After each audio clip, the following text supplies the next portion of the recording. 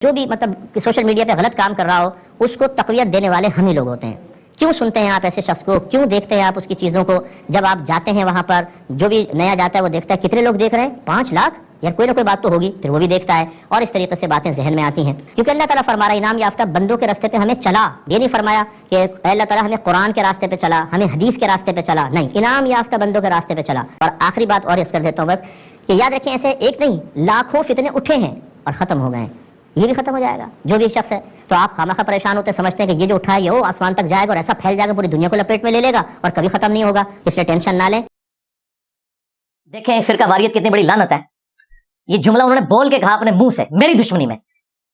وہ کہتے ہیں قرآن و سنت میں کہیں اللہ تعالیٰ نے نہیں فرمایا کہ قرآن اور حدیث کو فالو کرو جی, بلکہ یہ کہا صراط الذین انعمت علیہم, کہ انعام یافتہ لوگوں کے راستے پہ چلنا ہے. یہ بات تو ٹھیک تھی لیکن یہ آدھا سچ تھا. صراط الذین انعمت علیہم, اس سے یہ کیسے ثابت ہو گیا کہ اللہ اور اس کے رسول نے یہ بات نہیں کی کہ قرآن و سنت کو فالو کرو؟ ایک مسلمان کو زیب دیتی ہے یہ بات, لیکن یہ ہے, یہ مفتی اکمل کا بھی کلپ ہے کہ قرآن ڈائریکٹ نہ پڑھو گمراہ ہو جاؤ گے. ہاں اس کا بھی ایک کلپ ہے. ایک تو مفتی عبدالواحد قریشی کا بھی آپ نے سنا نا, اس کا بھی ہے کلپ. یہ سارے ایک ہی ہیں. وہ کہتا ہے صراط الذین انعمت علیہم ہے. بھائی صراط الذین انعمت علیہم سے پہلے بھی کچھ تھا. اہدنا الصراط المستقیم, اے اللہ ہمیں صراط مستقیم ہدایت کا جو راستہ ہے اس کی طرف ہماری رہنمائی فرما. صراط الذین انعمت علیہم, راستہ ان لوگوں کا جن پہ تیرا انعام ہوا. آپ کا تو راستہ ہی نہیں, آپ کے تو راستے ہیں 4 مسلح آپ نے 400 سال تک خانہ کعبہ شریف میں ڈال کے رکھے ہیں. ہاں 1517 سے 1917 تک جھوٹا اجماع امت بھی کیا ہوا تھا. اب وہ دوبارہ مسلح واپس نہیں آئے گے, ورنہ انفیوں میں ہی 2 ہیں, انفیہ بریلویہ, انفیہ دیوبندیہ.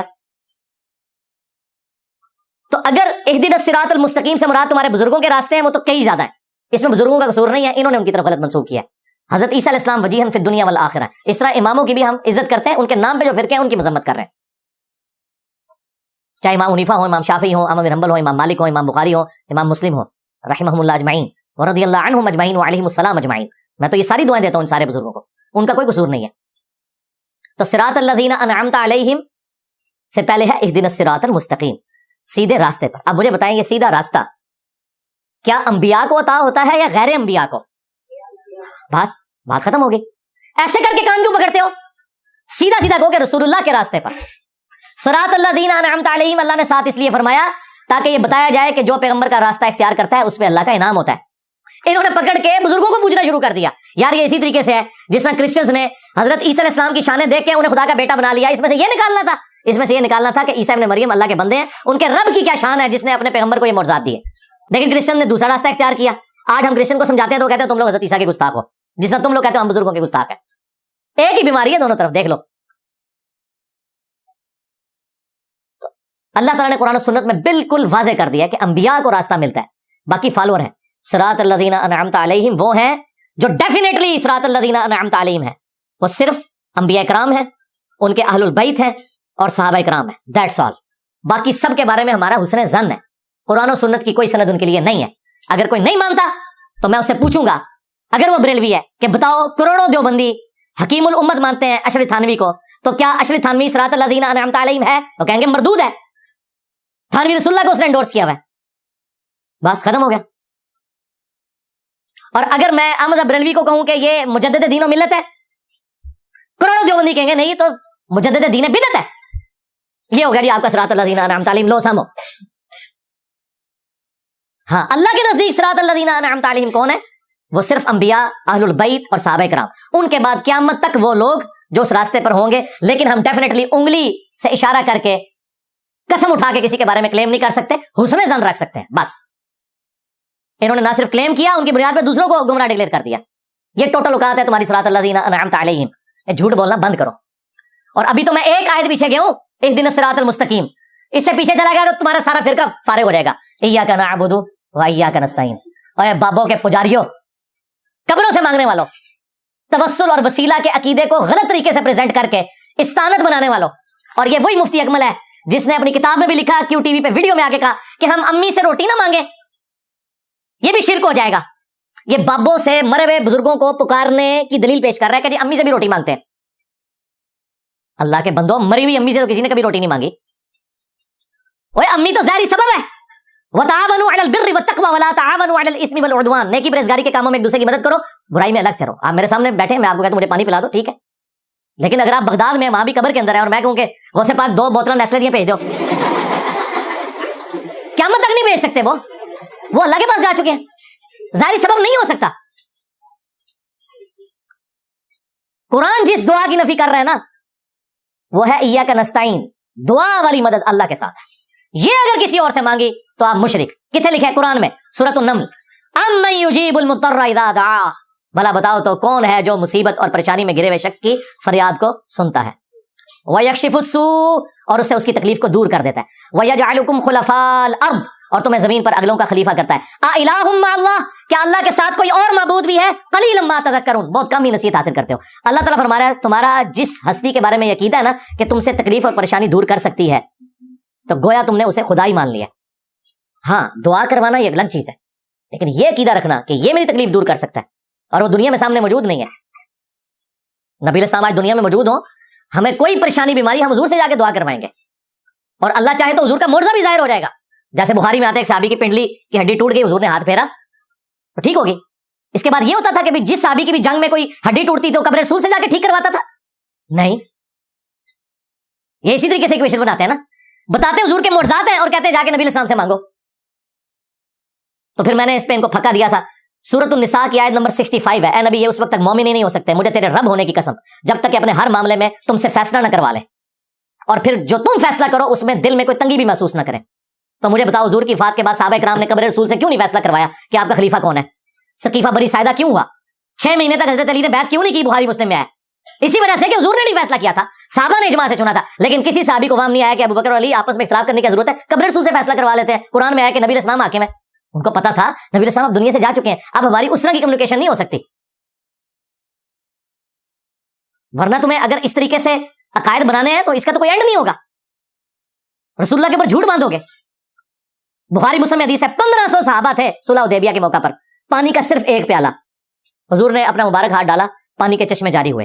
1500 सहाबा ने पानी पिया, जानवरों को बुलाया, वुजू कर लिया, मशकीज़ें भर लिए, अभी भी पानी था। और जाबिर बिन अब्दुल्लाह कहते हैं अल्लाह की कसम हम 1 लाख भी होते ना तो पानी ज्यादा था। लेकिन हुजूर की वफात के बाद कोई हुजूर की कब्र पे प्याला लेके नहीं आया। इसके उलट जरूर मिलता है बुखारी में कि हज़रत उमर कहते हैं इन्ना कुन्ना नतवस्सलु इलैका बिनबियिना, ऐ अल्लाह पहले हम तेरे नबी के वसीले से तेरी तरफ मुतवज्जे होते थे, उनकी दुआ की बरकत से तू बारिश नाजिल फरमाता था। अब हम तेरे नबी के चचा को लेके आए, इनकी दुआ की बरकत से बारिश नाजिल फरमा, बारिश हो जाती थी। भाई हज़रत उमर क्यों नहीं कब्र रसूल पे गए कि यार रसूल अपना हाथ मुबारक बाहर निकालें, जिस तरह देवबंदियों और बरेलवियों ने लिखा। और तकी उस्मानी साहब ने दरस हदीस में ये जाली वाकया सुनाया कि शेख अहमद रफाई के लिए 550 साल बाद कब्र मुबारक से हाथ बाहर निकला है। तो मौरखीन ने लिखा है कि जो ही ये शेर पढ़े तो रोज़ा अक़दस में से नबी करीम सल्लल्लाहु अलैहि वसल्लम का दस्ते मुबारक जाहिर हुआ और हजारों इंसानों ने यह नज़ारा किया कि दस्ते मुबारक जाहिर हुआ।